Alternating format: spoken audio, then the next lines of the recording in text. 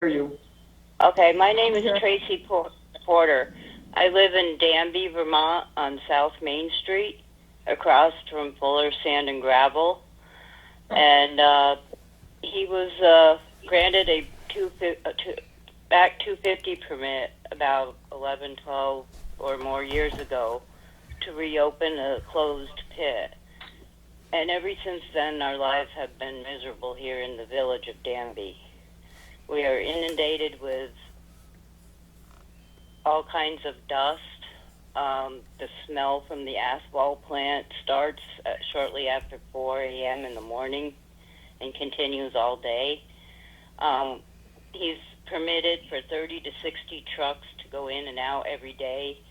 So all day we have Jake brakes, backup beepers, shifting trucks, and that's not including the noise from the pit itself. The rock crusher, the asphalt plant running, the triaxles, the excavators, all the equipment.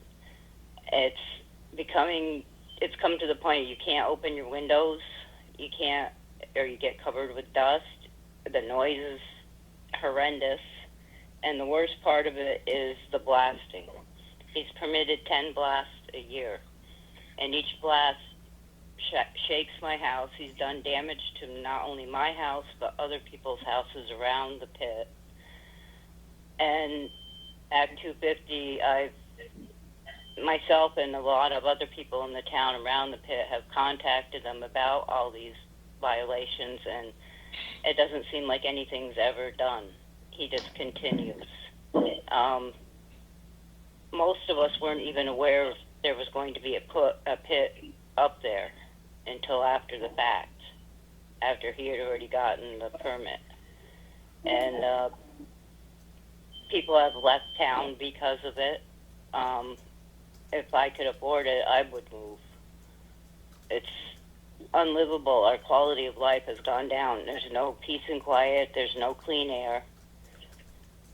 It's horrendous, and I don't understand why Act 250 allowed a pit to open in the middle of a village where, all this is going to affect all these people.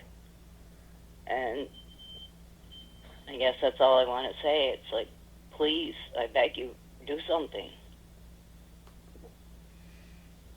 Thank you. Thank you.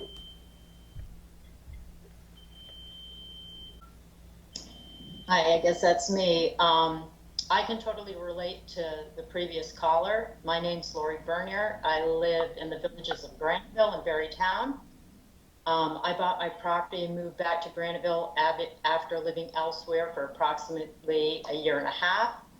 My hope was to recapture the serenity I grew up with. But now, since the asphalt crusher operations are here, it's like a nightmare. The noise starts early in the morning, often waking me and my family, and it doesn't let up until the end of the workday. I find myself avoiding going outdoors and spending time due to the constant banging and clanging. There's just no peace. This has been going on for approximately 10 years now, since Northeast Materials Group asphalt and crusher operations were approved under their land use permits. Even as I sit here right now speaking to you, the noise is penetrating my house in the background. Um, I can hear the noise in my home. There's been dust and odors and trucks over the years. The trucks are tremendous. I mean, the size and the amount of them are just unbearable, traveling through these little villages where people walk. Uh, and it's from morning till closing. I mean, there's just no peace 5 days a week. It's constant and it's consistent, and to me, it's unacceptable and invades the privacy of our home. After receiving a visit from a friend recently and experienced what I do on a daily basis, his comment to me was that you cannot pay him to live here. To me, I think that statement alone speaks volumes, and it pretty well says and explains what it's like to live next to these types of industries. That people wouldn't even want to live here. You couldn't even pay them to live here. My heart and soul are connected to my property. I was born here and I grew up here, next door, matter of fact. You know, why should I be expected to move and pick up and leave when I was the one who was robbed from my peace and quality of life? I didn't move in next to this industry. This industry moved in next to me. And it makes me really, really sad to think that I'll be subjected to this for the rest of my life through my retirement years, you know, my golden years. You know, it's just not acceptable and it's wrong. I think the only way citizens can truly be helped is if the NRB is willing to take the steps to seriously step back and examine what's going on and take the constructive criticism that people are giving here today and actually act to make the changes needed to protect citizens against improperly cited industry. Or at least when a business is placed, it be effectively mitigated against negative impacts and have enforceable permit conditions. And that's the key word, enforced. Unfortunately, that has not happened for us here throughout the 10 years. Enforcement has been non-existent, and not helpful at all. I think in Graniteville, we had a unique situation where we were fortunate enough to have an engaged district commission in hearing our case on the crusher plant. It consisted of an engineer, an attorney, and an environmental worker. I feel this was a diverse group of knowledge to objectively look at the details that it takes and necessary to review a case like this. Because of this, I think that we effectively provided evidence and we succeeded to not only rebut the presumption of the ANR air pollution control permit, which is basically unheard of. We were also successful in having the permit application denied. And that leads to a couple of the problems. One, in that there is a lack of training in our district commissions. We were lucky to have an experienced commission, but all too often in recent years, I don't believe the district commissions are qualified and trained with the knowledge it takes to objectively hear many of these cases. They don't have the experience, they haven't lived near them, they don't even know what it's like. It can be done, and it has been done in the past, which is evident in many past environmental board precedents and subsequent district commission decisions that were denied, and where identified impacts were mitigated and effectively done so by appropriate permit conditions. Just look back, you can learn from these cases, they're there. I know they're there because we use them effectively in citing parts of our case. And then I think another problem, one of the biggest in my eyes, is the applicant being denied the permit and then appealed in the environmental court. At this point, the NRB should have stood up behind and supported the district commission's decision and represented that position before the environmental court to uphold that decision. This is their own agency. Rather, the NRB did absolutely nothing. They did nothing for us. In fact, they didn't even remain neutral. They took the side of the applicant and just adopting the attitude in the administration's lead of all business is good. And, you know, that's just not the case. There's many businesses that should not be cited. The NRB failed. They failed in effectively and adequately use and take advantage of their position as a party to the appeal in representing the interest of the public and safeguarding the health and safety of citizens under the criterion of Act 250.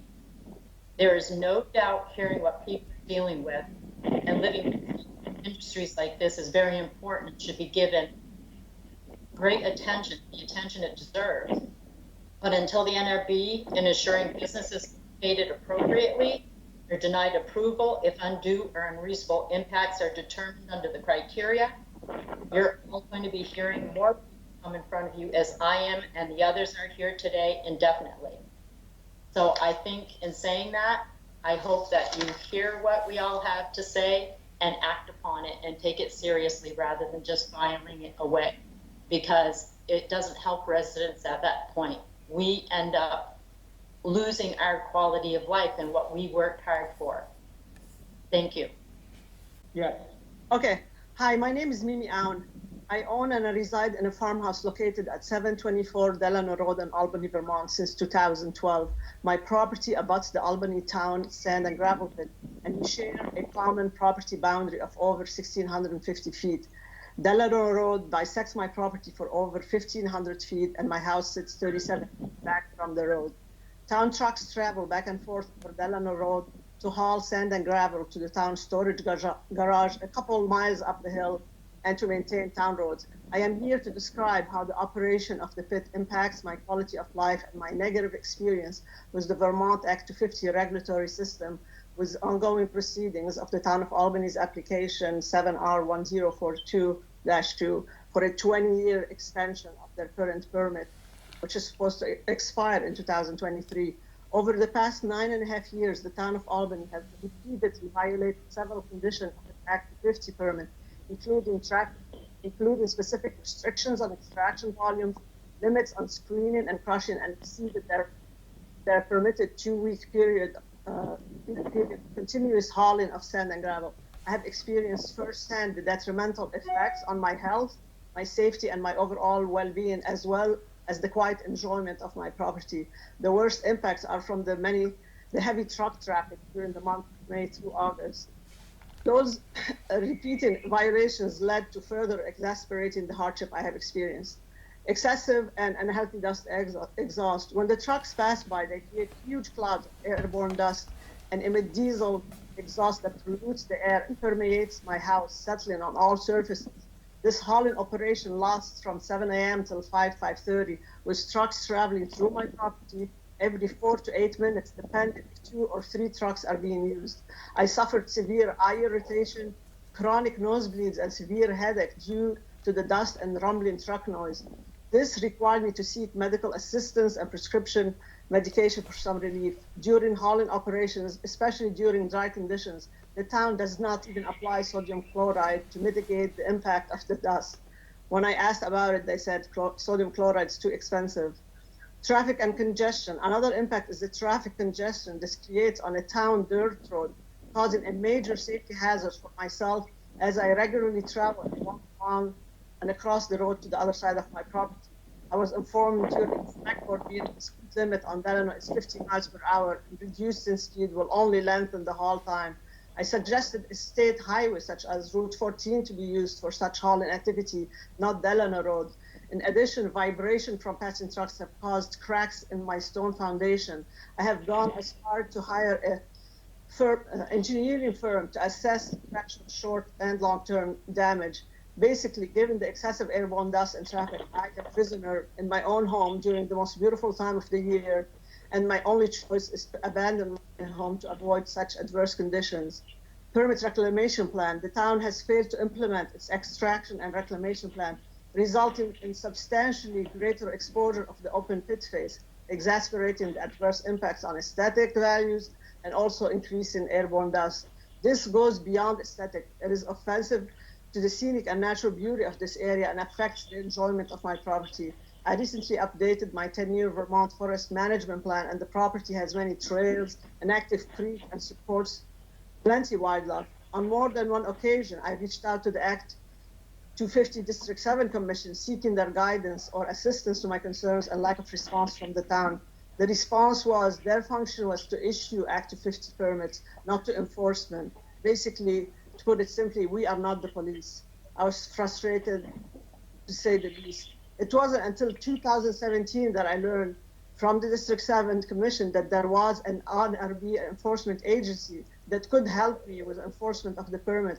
I reached out to them, but was told that unless I have extensive evidence, they could not help me. Discouraged and shocked by this indifference, I resigned myself to be patient, hoping things would somehow improve, and looked forward to the expiration date of the Act 250 on December 2023. In 2018, I learned that the town is planning on applying for a 10-year and then amended 8 months later to a 20-year extension permit was added 24/7 operating hours, I went to a select board meeting to discuss this new turn of events prior to the town turning its application. The select board said something to the effect, that is what we are planning on doing. I am the one leading this project, and you will get your say once the application is in the hands of the district commission. It was clear there was no room for a dialogue, input, nor inclusion. This attitude is consistent with the way this particular select board operates toward myself and other concerned residents, hostile, dismissive, and even bullyish during some meetings. In February 2020, my council submitted a detailed 120-page report to the NRB enforcement and compliance officer, documenting numerous permit violations, too expansive to get into here, photos and video clips taken by me between 2016 and 2020, showing the blatant disregard to any dust mitigation efforts during this hauling season. It took the enforcement and compliance officer almost 9 months to finally issue an OF to the town of Albany, asserting violations of conditions of land use permits 7R1042 and 7R1042-1. My council then filed the petition to stay so that NRB enforcement has the necessary time to thoroughly investigate and ensure compliance moving forward. The petition was ultimately denied by the district commission, despite the fact that the town's violations were current and ongoing. The compliance evidence was substantial, and given the sheer scope of its revised permit application submitted October 2020, once the NOAV was released, the Albany Select Board contended that the NOAV or its compliance will be rendered moot or inapplicable, or that the violation be cured as a result of its permit amendment. This is disingenuous and unsupportable, and further demonstrate how the Albany Select Board handles things. Unfortunately, I did not have the opportunity to address this assertion as my council suddenly deathly ill with cancer, passing away shortly thereafter. I contacted the enforcement agency multiple times through voice and email, expressing my concern over the NOAV status and to learn what were the next steps toward enforcement. They refused to reply to me. I was forced to secure replacement counsel on short notice. All the while, the commission and the town kept pushing for scheduling the hearing on the permit extension. Not until I hired new counsel did I learn that the NRB issued a letter on April 21st, while my counsel was dying in the hospital, that stated even though they agreed the town had committed permit violations, their decision was not to take any enforcement action. To me, this response is simply a slap on the hand, essentially saying to the town, you've been bad, you should follow the permit's condition and be better in the future as far as a record keeping. No penalties, no repercussions, no enforcement in regard to the hardship this operation has had on my welfare. Unfortunately, this can only further jeopardize the public's faith in Act 250. In short, the action or inaction of the NRB enforcement agency goes against the core values Act 250 seeks to protect: promotion of conservation of forests and natural areas, protection from polluted air and water, the public's rightful expectations that conditions of a permit have real meaning and will be enforced. This has been a long, frustrating, mentally exhausting, and expensive legal process for me, with nothing to show for it. To say the NRB enforcement agency and the Act 250 process, oh my God, I'm sorry. To say that the NRB enforcement agency and the Act 250 process has failed me on many levels is a gross understatement. Thank you for your time.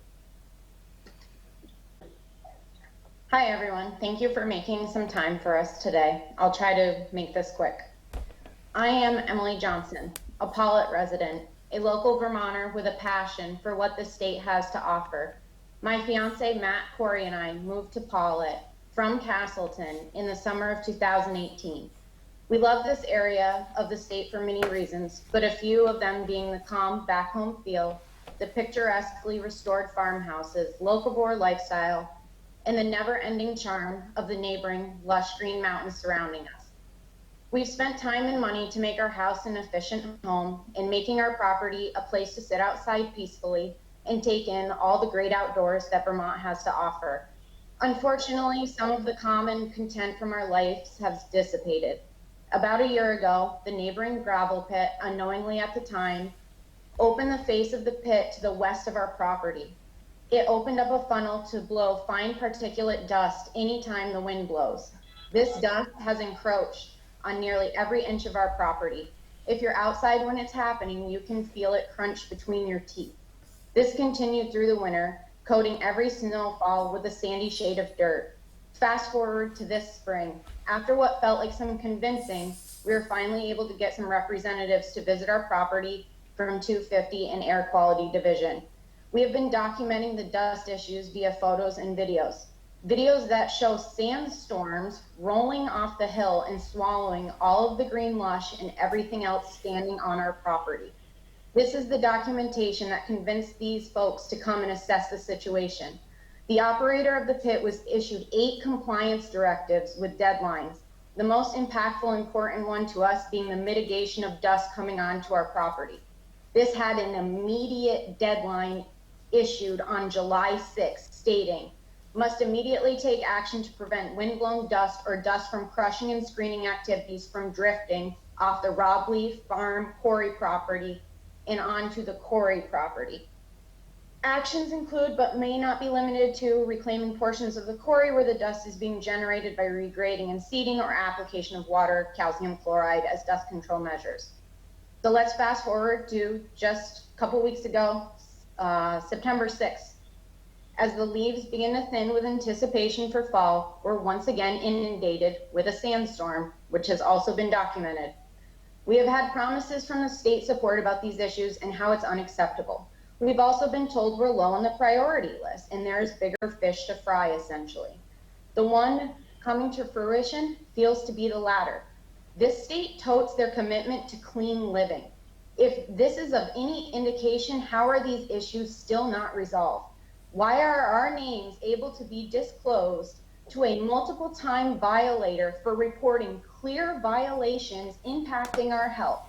For those of you who don't know what it is, please research silicosis if you haven't already.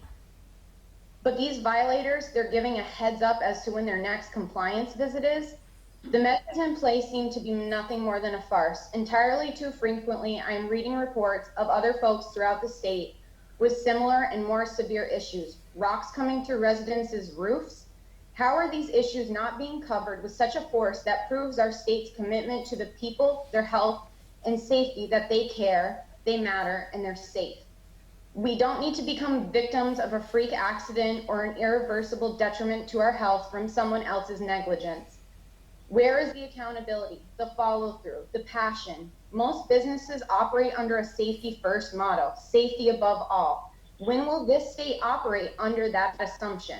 When will this state have guidelines in effect to protect our health and safety? When will we be more than something more than just people who pay taxes? Thank you.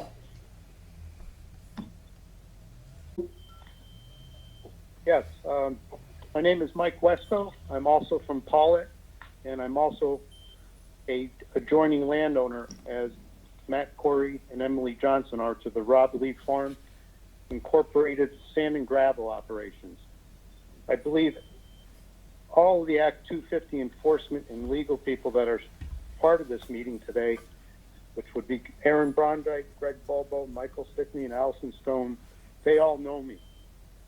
Some of them for over 5 years, that I've been dealing with violation after violation, well documented, of the Rob Lee Farm Incorporated Sand and Gravel operations. The Quarries are new to this process in the last year.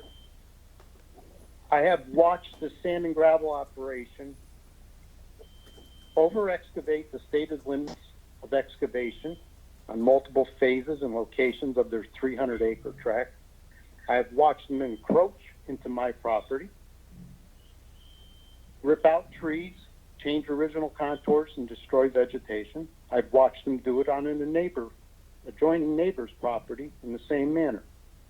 They've also entered into a sensitive riparian natural area, possibly contaminating a natural spring outflow of an adjoining property.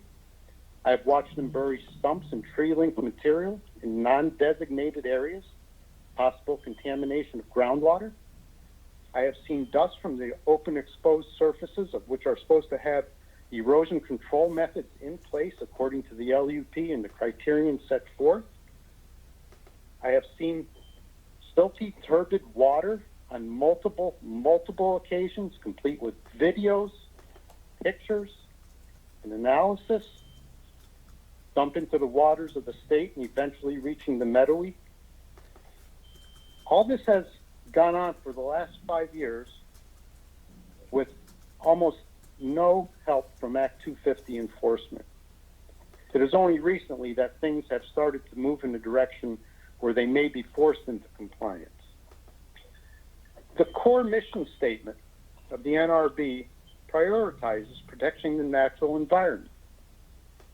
With the amount of information and documentation, licensed state surveys, overviews, topographic markups that I have provided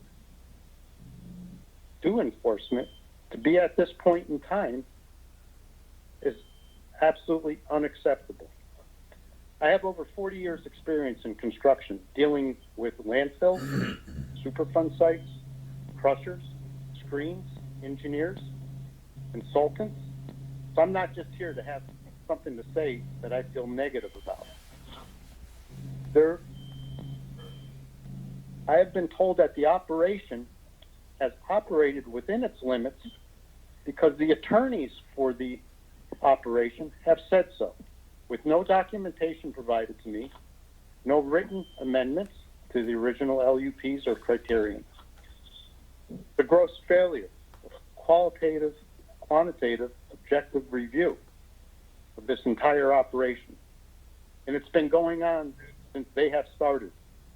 They were in violation within less than a year of their first permit status by doing illegal blasting, doing winter operations in wintering deer areas, so forth and so on.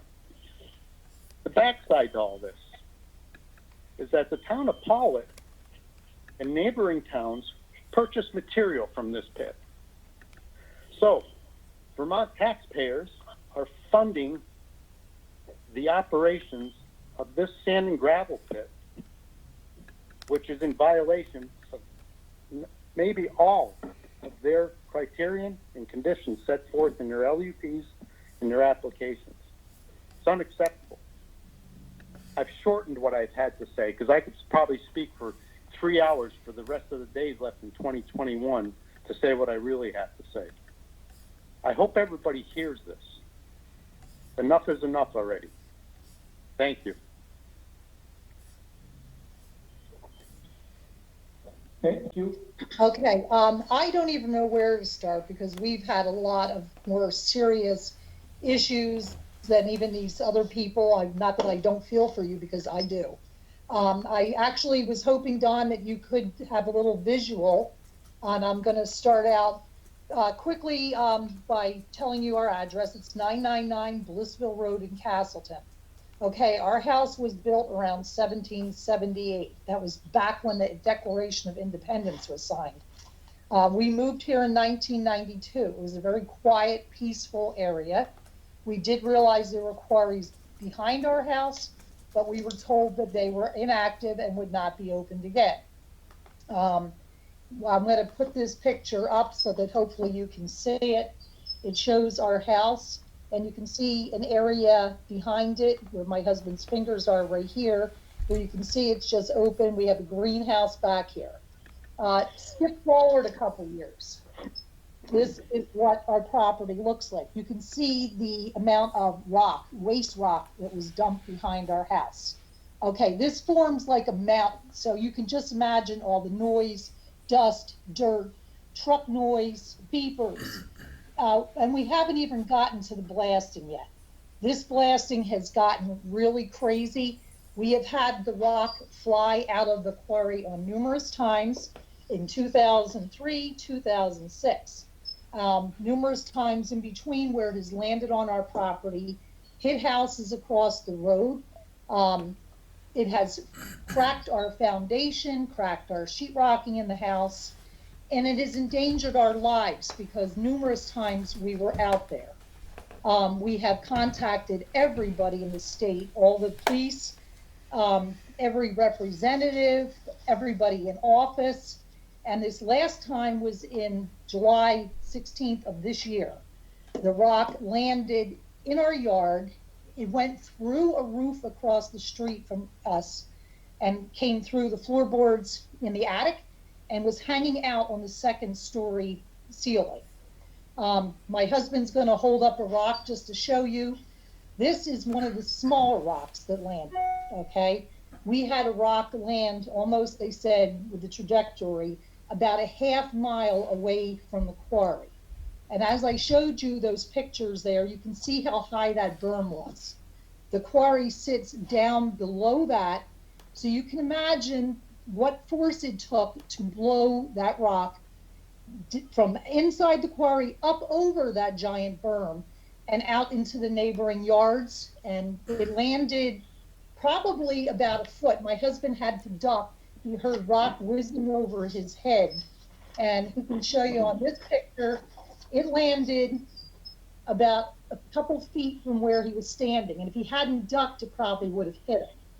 This is another one that was close to it. Mind you, this rock flew out of the quarry, sheared apple tree branches off, hit the ground, took a 2 or 3 foot divot out of the soil where it peeled back the sod, landed, broke again apart, and then it hit 70 feet away from that, landed into our dog's fence, and then it shattered further after that, endangered our dog's life and my husband's life directly. We have it a foot away from our foundation and our electric box of the house, all throughout my garden, and hundreds of pieces all over my property. It landed on Blissville Road. If cars had been going by, people could have gotten killed. It landed out in yards where children were playing, and this is unacceptable. And I said, you know, this quarry does not fall under Act 50 because of a little law, Act 30, which exempts quarries. It is slate quarries. It is the only entity in Vermont that does not fall under Act 250. Just for these safety issues alone, I mean, we shouldn't, our lives have been in danger here. We are terrified. They are supposed to be using whistles to go off before the blast. But even that, does that make any one of you people feel safe if you have a 3-minute window to run? And where are we supposed to run? Our house? We've already had rock come through the house, across the street. I don't know what they are going to do, but I know something has to be done because, like I said, this has happened numerous times and everything has been documented. And there are laws in the town that should protect us, but because of Act 30, they don't fall under Act 250. But even now hearing about Act 250, I'm a little scared because I wonder where it is going to stop and what's going to have to be done to get these people to fall under the rules and regulations that are actually in effect and out there, because they need to do something to enforce it. This is ridiculous. And we've also, as my husband's pointing out, we've also had trash and debris thrown, right over the hills, right behind our house, dumped while we're sitting there watching them do it, and we're filming. They have a blatant regard for any kind of rules and regulations, and something needs to be done. And I guess on that note, I'm going to leave it because I don't know what else to say. Thank you, Jane. And Jane and Larry, just for my record here, your last name is? Nick Law.